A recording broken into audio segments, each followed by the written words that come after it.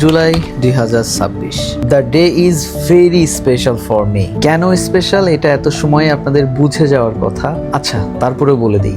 এই যে এখন স্ক্রিনে যে মেয়েটাকে দেখতেছেন, এই মেয়েটা এই দিনে জন্মগ্রহণ করছিল।